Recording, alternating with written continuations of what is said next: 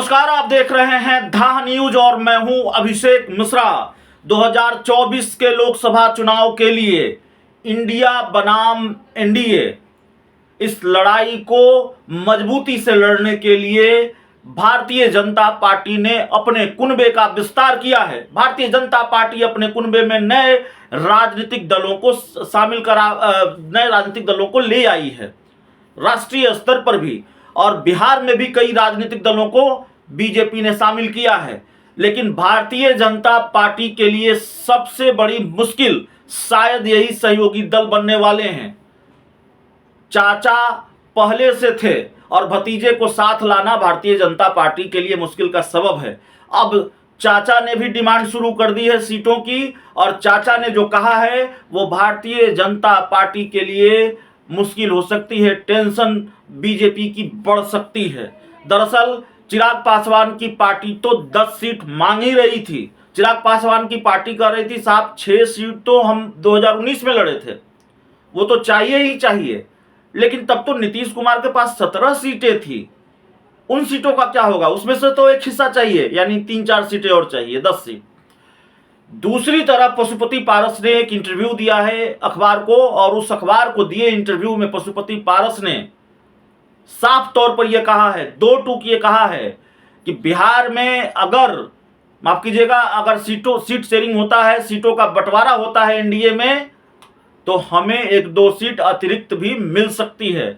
यानी पशुपति पारस ने इशारा कर दिया है कि उनकी दावेदारी सिर्फ 5 सीटों पर नहीं है, सिर्फ सीटिंग गिटिंग पर बात नहीं बनेगी, 1-2 सीटें अतिरिक्त भी चाहिए। बीजेपी ये डिमांड पूरी करेगी नहीं पूरी करेगी यह देखना होगा, या हो सकता है पशुपति पारस इस बीजेपी पर प्रेशर बढ़ा रहे हों कि कम से कम जो सिटिंग सीटें हैं वो बची रह जाएं। और डंके की चोट पर पशुपति पारस ने फिर ये कहा है कि हाजीपुर सीट हम लड़ेंगे और दुनिया की कोई ताकत मुझे हाजीपुर सीट लड़ने से नहीं रोक सकती। तो जाहिर तौर पर पशुपति पारस भारतीय जनता पार्टी की मुश्किल बढ़ा रहे हैं। चिराग पासवान को बीजेपी साथ तो ले आई, चिराग पासवान दावा तो कर रहे हैं हाजीपुर सीट को लेकर, कह रहे हैं हाजीपुर सीट हम ही लड़ेंगे। लेकिन दूसरी तरफ पशुपति पारस पहले से एनडीए का हिस्सा है, और पशुपति पारस कह रहे हैं दुनिया की कोई ताकत मुझे हाजीपुर सीट से नहीं लड़ने से नहीं रोक सकती। और यह भी सवाल उठा रहे हैं पशुपति पारस की जमुई क्यों छोड़ रहे हैं चिराग पासवान, जमुई के लोगों के साथ विश्वासघात क्यों कर रहे हैं चिराग पासवान।